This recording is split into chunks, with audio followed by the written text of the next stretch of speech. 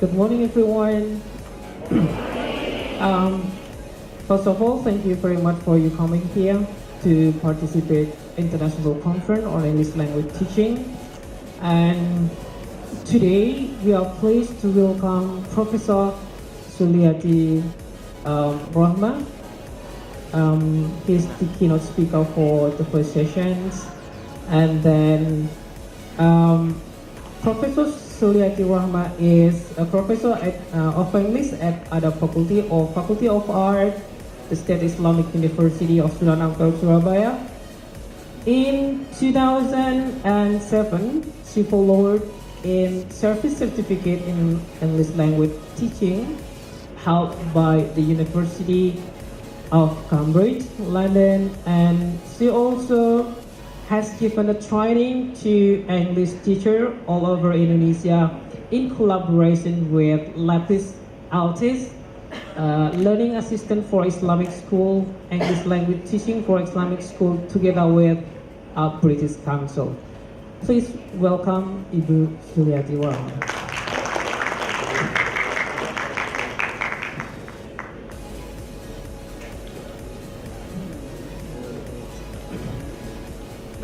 Ibu Zuliati Rohmah will share with us her expert opinion dealing with English language learning and teaching, and her presentation for today entitled Enhancing Teacher Professional Development.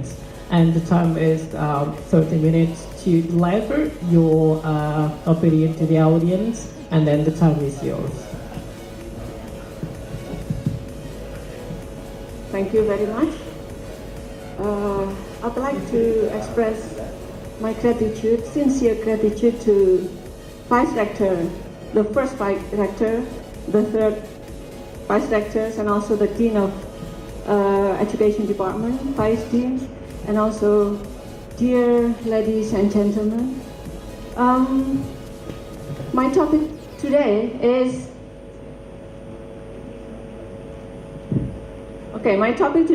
enhancing English teachers' professional development. I would like to focus on a mentoring program. As we know that quality English teachers should have good mastery in English language skills component as well as teaching methodology. New teachers especially, they need help, they need supports to improve themselves, to improve their capacity as English teachers. That is why then they need a kind of continuing professional development.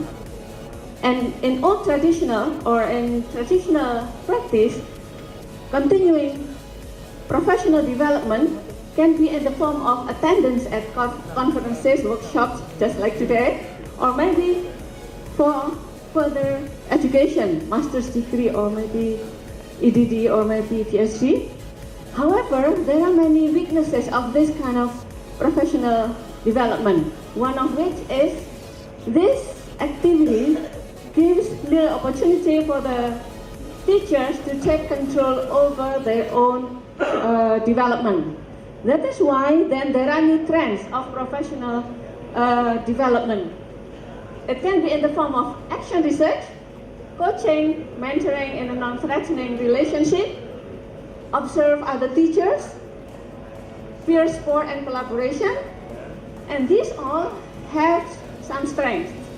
It can provide a strong degree of professional autonomy and also can give teachers the power to determine their own way, their own path to develop their capacity.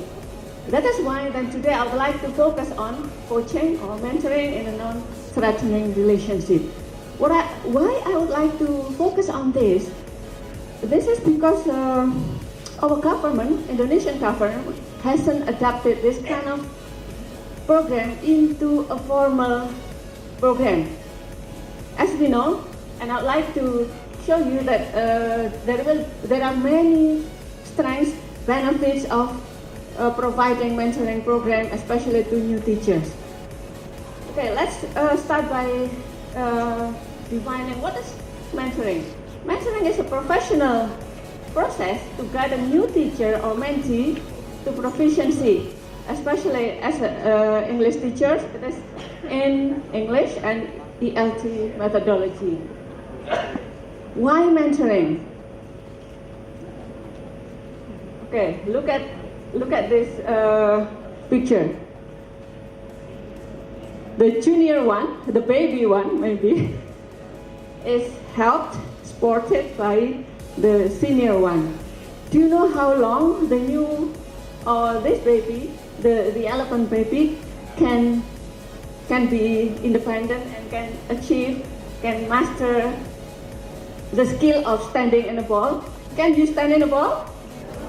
No, that's maybe not the skill that we need to achieve, especially as teachers. Of course, this is not the kind of skill that we need to achieve. This baby elephant needs help, needs support to be able to achieve this kind of skill, especially supported by the the senior one. And this is similar to teachers. When they come to new world of teaching, although they have graduated from famous university with maybe with very high GPA, at least, for example 4, when they come into the new world of teaching, they still need guidance, they need support and support from the senior one. So mentoring is aimed to provide teaching performance, improve the teaching performance in order to raise the students' achievement. So this is the ultimate goal of mentoring program, is actually to help teachers to be able to help the students to improve the achievement. It is also aimed to promote the personal and professional well-being of novice teachers. As we know, new teachers, sometimes they get stressors, some conditions that might make them don't like the situation in their new world. If there is guidance, if there is support from the senior one, they can tackle all these kind of problems easily. That is why mentoring is needed. And then it is also to transmit the new culture of the school to the new teachers. If the teacher is teaching in the first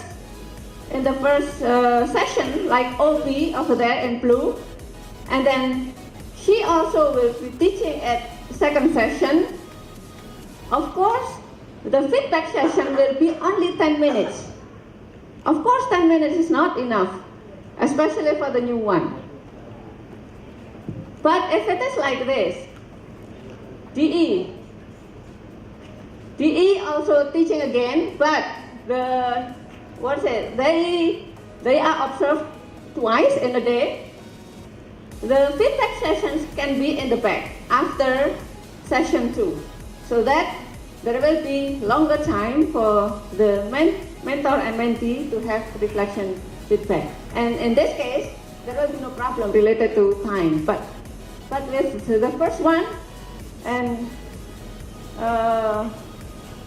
it often happens. That is why then they think that they need more time. And then now, do the teachers feel any improvement? Most teachers feel improved, especially in the effectiveness of activities. Only 11%, similar to the previous one. Most of the teachers think that their activities right now is more effective. And then improvement in time management. Again, no one doesn't feel that they do not make any improvement in time management. All of them, except 11%, which doesn't mention any response. They think that they improve in time management. And then improvement in lesson staging. Again, no one doesn't feel that they didn't improve in lesson staging. And then improvement in handling difficult students. Okay, let's see. Oh, there are 44% that they feel that they didn't improve. I will explain it later why it's like that. And also this one, improvement in developing a lesson plan. There are also 33% who feels that they didn't improve. This bigger amount of feeling of no improvement in these two things. This is because these two things are not discussed, specifically in a monthly workshop. So that is why they feel that they do not improve in that part. That is why it can be for the future mentoring program, then these two parts, difficulty in handling students and also developing lesson plan, can be provided in monthly workshop. In the course, the lesson plan is not discussed in details. The details discussion is only on lesson staging, but not the whole lesson planning. So this one might be needed any improvement in the next. This is an example of observation notes given to the mentee after this reflective session, after the feedback session. This is given to the mentee so that they will be understand better of what needs to be improved, what has been effective in the classroom, so that they get a kind of motivation, they get strengthening support from the mentor. So the conclusion, positive responses from the teachers can be understood from especially from the questionnaire. And then all teachers believe in the mentor's ability in providing support and guidance from them. Most teachers consider that time allocation for feedback session is enough, although some teachers do not think so. And then last one, all teachers make progress on various aspects of teaching and have confidence in teaching students. So by these positive aspects of mentoring program, I hope that in the future it will become a formal program of the government, because it's very important to provide support and guidance for new teachers. I think that's all. Thank you very much.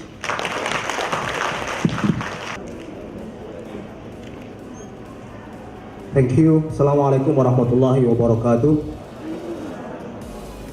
I'm really honored today. This is a special day for me because long time no see, and now I understand. I find my old brother from Japan, Professor Masaki. I'm Muzakki, so we share the name, different father, different mother. We share the name, and today I'm gonna have a look more closely at the idea of integrating Islamic sciences into English teaching. by focusing on the concept of ta'lim in Islamic education, which may imply to the idea of teaching English at school. I'm gonna have Arabic and English as the subject of analysis because I'm really heavily relying on normative texts of Islam. So please forgive me if I'm talking a little bit in Arabic because the normative sources of Islam are in Arabic.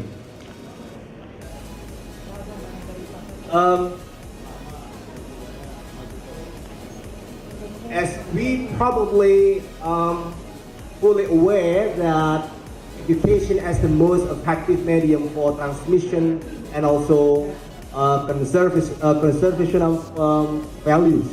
Two key points. Transmission, which is more progressive, and then conservation, which is more conservative.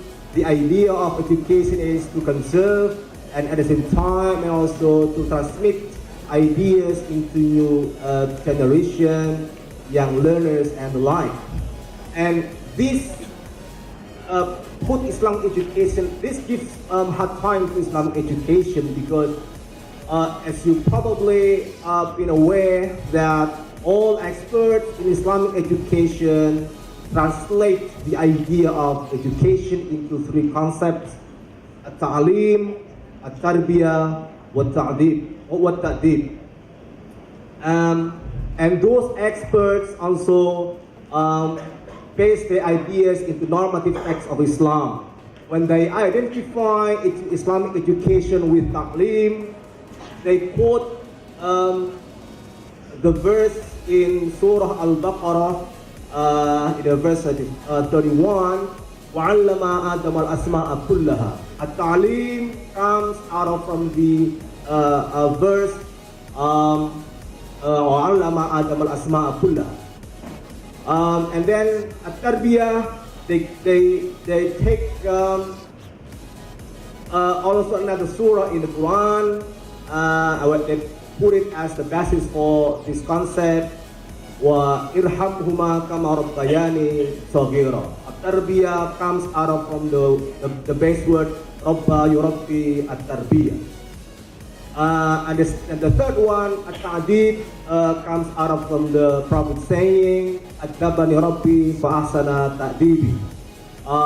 The verse ta'lim, people translate into the concept of teaching, and at-tarbiyah, educating, and at-ta'dib, character developing. And I'd like to examine these ideas, especially by looking at the idea of at-ta'lim, looking at the kutub tafsir, and also language literature. Especially taking the idea of Noam Chomsky in his let's say phenomenal theory, transformational cognitive grammar, by looking at one of very key idea on education. Number 3, teachers should guarantee productive reading. Qira'ah muntijah, productive reading. How teachers then give an opportunity to students to reflect upon their reading. Not only reading the materials, but also reflecting about what they read for the future. Qira'ah muntijah, productive, this is the keyword. Productive reading approach. Strengthening the implementation of research-based education. That is why inquiry-based learning, inquiry-based teaching are so relevant for the implication of interpretation of وَعَلَّمَ آدَمَ الْأَسْمَاءَ كُلَّهَا in non-conventional way. These are implications for teachers of Islamic sciences in more general. What about implications for English teachers? Okay. Number 1, whole innovative forms of teaching. teachers and students between a model of and model for reality. English teachers should be aware from the beginning that their position as the source of information can be replaced by IT, can be replaced by internet, can be replaced by online sources if they put themselves as the source of information.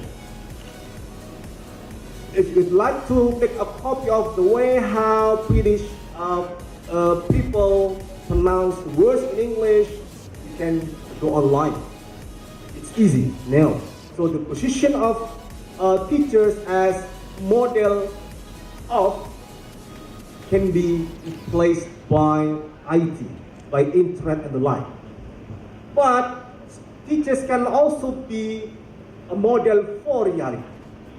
Or the position of teachers as the role model, as uswatun hasanah. Sorry for you who have the name uswatun hasanah. Teachers, please keep your position as uswatun hasanah. The way to pronounce English, the way to pronounce English words, the way to express ideas in English and the like, teachers have to be a role model. Model for reality, not only model of, but also model for reality in English expression. Number 2, focus on deep structure. Please do not disturb with materials of teaching. Deep structure, not surface structure. Because Adam, according to the way of interpreting wa'allama damasma kullaha in non-conventional way, وَقَدَّرْهُ عَلَى أَنْ وَضَعَ عَلَيْهَا, Allah gives Adam the ability to produce, to create their own words, to mention, to identify those things, those subjects. So the implication is teachers have to concentrate on deep structure, not on surface structure. Another implication is number 3. Please do not take too much time of teaching for yourself. An hour, and then teachers take 50 minutes, keeping talking from minute number 1 to minute number 50, and then students, you give students only 10 minutes. Come on, man. Are you teaching yourself or are you teaching your students? Do your students getting still that way, that level of English proficiency, and then you keep talking, you keep talking on and on, then you more you much more fluent than your students. Come on. So keep sufficient time for you and give more spaces for students who they have to have their own expression in English proficiency. Thank you for that. Thank you very much. First, I'd like to thank you very much for and congratulate to all the organizers and as well as the. I think I can use this microphone, right? Of course, yeah. I don't like this kind of microphone because my friend, I start singing. So thank you very much for the organizers and also the student volunteers of the university. And I'm very glad that I have been invited. And see, I tried my best to share my expertise with you. Okay, now, how is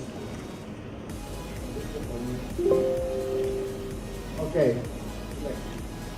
All right. Nowadays, we have a lot of those gadgets because before I was ready to get onto the stage, I was checking whether that my camera has enough battery, and I have this my action cam over there so that I will take a shot so that my student back in Japan will be happy to see my presentation.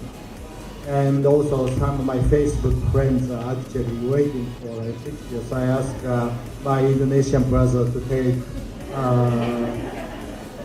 pictures, nice pictures only. And, but today I will basically talk about the issue of native speakerism in a private industry in a broader sense.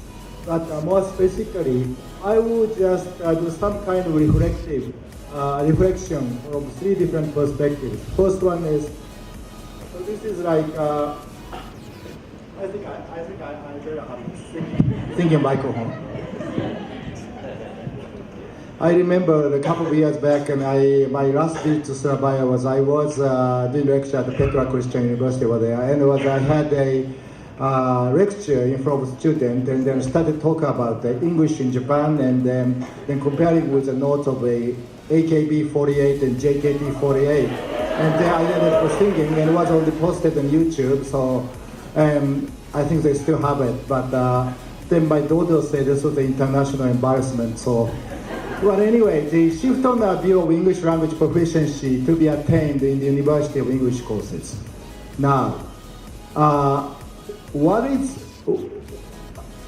the proficiency performance objective that we have to think especially in the higher education in Asian countries? That this is one issue, and the second one is so relevance of with that do we think the native speaker versus non-native speaker dichotomy is still relevant? So this is a kind of main issue, and also how to establish English as an international language or English as a lingua franca where English language programs, which I will talk about with an example of Tamaga University's Center for English as a Lingua Franca, adjusting themselves to the existing institutional culture or educational culture, academics, and discourse of English language teaching formulated in the profession. So these are the 3 issues covered. So then I will talk about from the academic point of reflection from academics, learners, and institution as an administrators. Let's begin. So academics. So now, as it was a part of an introduction, I got my training in the United States in the 1980s. Actually, I got my initial language teacher training in Japan in the 1980s, and then went to the United States. And at that time, I was totally ignorant, and I just wanted to get something new. I was kind of resistant. I didn't like the way that I learned English in Japan because it was a very severe kind of exam-oriented secondary institution. So I was simply protesting, just following the discourse of the people in the mass media saying. So I wanted something new. Then when I went to the United States, these are the kind of buzzword, communicative language teaching. So I kind of, my perception was very beautiful. Everything is communicative, not grammar translation, not, like reading or writing something. But, I was so ignorant because now, how can you communicate without knowledge of grammar? But that was a kind of prevailing discourse at the time. Forms versus meaning, and fluency versus accuracy, native speaker competence as a target. You have to learn English, and you have to think that native speaker English was a model, and your objective of learning English was to be able to make communication with so-called native speakers. And I have no doubt about it. But as you, non-native speakers, you would never become a native speaker. That was also the kind of dilemma. So, 3 phases. And also, it is important, this is the Bayauta and Skakis 2017 article, which I just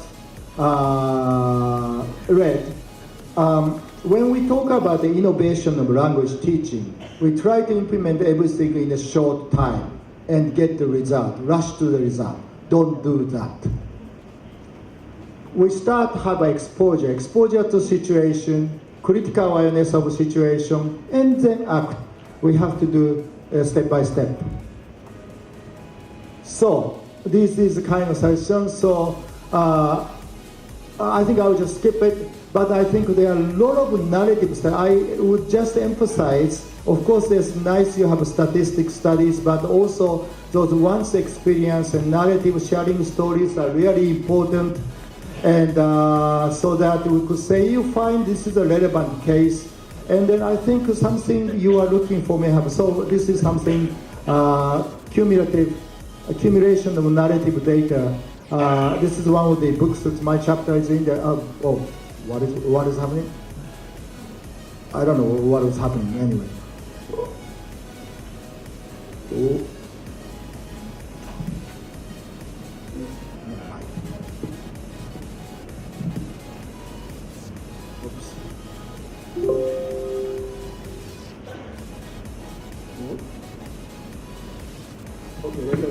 Let's go now. I think I will do this center screen. Yeah. Sorry about this. Oh, no, don't get back to that one.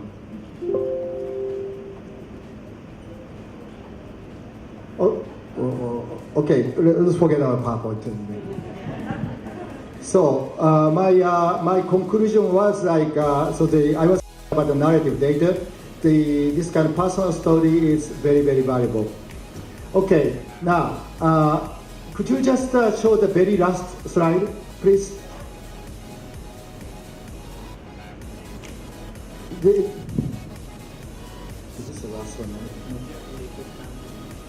Summary. Okay, okay, that's it. So, in conclusion, here's the conclusion.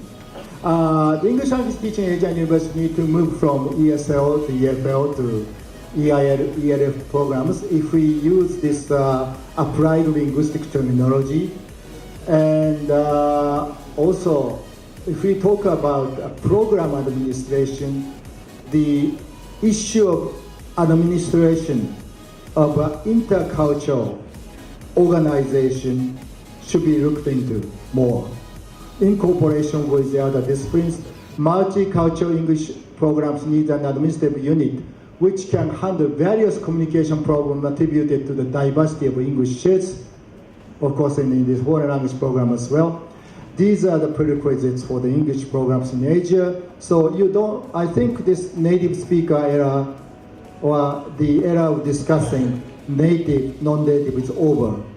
And I think we should move on to the multicultural English language program. Thank you very much. Thank you very much. I have to thank the organizers and the rector. I've been to quite a few conferences in my life, and this is one of the best organized ones I've been to. So well done. Yes, it's my first visit to Indonesia, and I'm very happy, and thank you for inviting me. And I've been here only 2 days, and I think you'll see me again. What a wonderful company.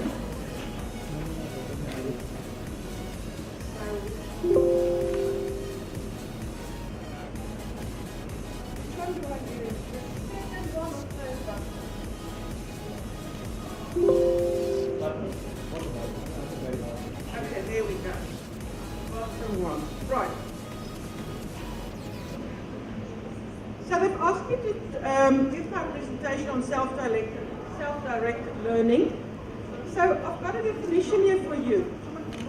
It's, in the broadest meaning, self-directed learning describes a process by which individuals take the initiative, with or without the assistance of others, in diagnosing their learning needs, formulating learning goals, identify human and material resources for learning, choosing and implement appropriate learning strategies, and evaluating learning outcomes.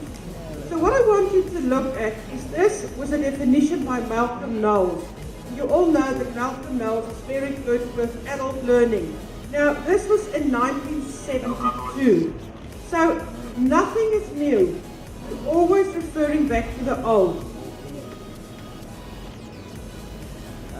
Quite often, you'll see they talk about self-directed learning or learning autonomy. So learning autonomy is basically the same, very similar. It's where learner autonomy is based on the person's ability to realizing, to learning, and also to the opportunities and the student to learn by himself. So there are so many different definitions you will see SDL and SRL and SDL. Very, very different things. Or people call it self-directed learning or self-regulated learning. All different things, basically the same. So for the sake of today's, I'm going not to distinguish between all these different views. I'm giving a more general overview. And I do have a reference list available if anybody's interested.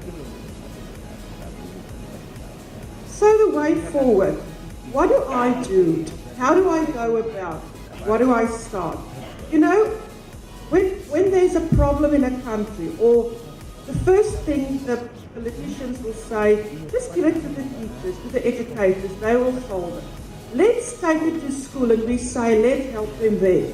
And they always do it. And you know, teachers are very, very innovative. We will do it. Doesn't matter what they throw at us, we will do it. We will survive. So, to teach self-directed learning, sometimes it's easier said than done. But my message for you today is, not all old things are bad, and not everything that's new is always better. So, take a good balance and take baby steps.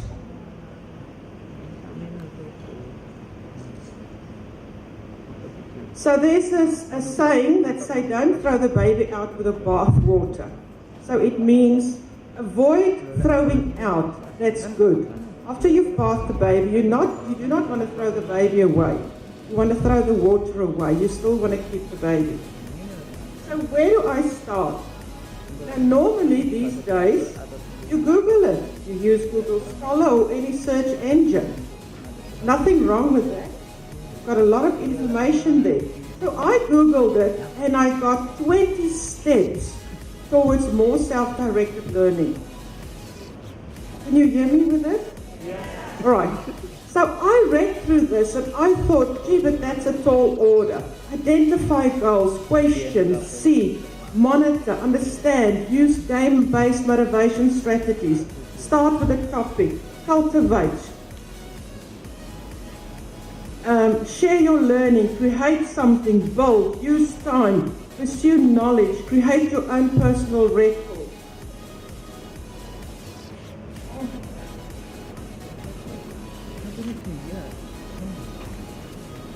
Verbalize your achievements, make a list of topics to master, value, keep goals, etc., etc. This is very difficult. And I thought, if somebody is giving me those 12 steps, I will be overwhelmed. What do I do? Where do I start? So again, take small steps. Do one thing at a time. And you know, you may not realize it, but I think as a teacher, you are doing it in any case. You are doing some of the elements already, even without knowing it, or even without realizing it. So comments from these Sudanese women, they said, first of all, I didn't know anything about Google. Now I know about the internet. I know how to open the computer. I know these things now. So I gave them the tool to be self-directed learners, to go to the internet, type in whatever you want, get the feedback, get the pictures, get whatever you need. One lady said, you're the first person to give me a computer lesson. Since we start with you, I'm progressing and I'm getting knowledge of the computer because of you. So for me, it was about that progressing. Not about me, it's about them learning. That was wonderful. And they asked, will you leave us? Will you continue? I thank you. Why don't they want me to leave? They still want the facilitator there. So, oh, my mouse isn't working. I know how to put in a paper, but they don't. So, and they say, it's not the same like the time I've started. I'm progressing and improving. And that is wonderful for any teacher to hear these things. Let's quickly go to classroom-based approaches. This is the last one. I'm almost finished. Students' control of planning and evaluating classroom learning. Don't be afraid. If a student evaluates and they say they didn't like it, it's fine. Then you try something else. I cannot please everybody in this group. I might please 60% to 80%, that's fine. but you will hardly please every single person. So the teachers and the students are supposed to discuss their goal setting. Students still need your assistance, and they need from perhaps sometimes peer assessment activities. So we're almost there to sum up. What is the goal? You look at that little man. Self-directed learning is somebody that needs to develop a culture of dialogue. So he will dialogue, he will use discussions or journals or talk to a friend. A means of self-assessment. They will reflect. We've heard that before. Reflect. They will evaluate. And they won't be afraid of making a mistake. If they make a mistake, they'll use another strategy. Awareness of expectations for students and the class. And there are the Da Vinci principles. You can go and look it up. It's curiosity. Test and learn from mistakes. Refine, embrace, whole brain thinking, balance the body and mind, connection of all things, system thinking. When I was on the plane to come over here, I read in the news that one of the Indonesian sport athletes won the 20-kilometer race. Now, I don't think he just went onto that area and he just won it. So I think he was curious. He saw, oh, people can run the 20 kilometers in, I don't know, 10 minutes or whatever, ultimate and 50. But that's fine, he was curious. And then he tested and he's learned from his mistake. And I'm sure he had a coach that said, listen, your starting is slow. Let's improve it. Let's use this technique. So they refine and they embrace. He's got trust. And this bloke needs to think, if I'm in this situation, oh, and this happens, then I need to do that. And that is what an independent learner will do. And the last one is the student-led action, goal setting, student-led conferences, student-led action plans. So what can I do? What can you do as teachers? Take small steps. Plan a learning process. Monitor and control the learning process. Monitor, see what's going on. Control it. And then the last thing is evaluate. If it's working, fantastic. If it's not working, changes. Take small steps. You can do it.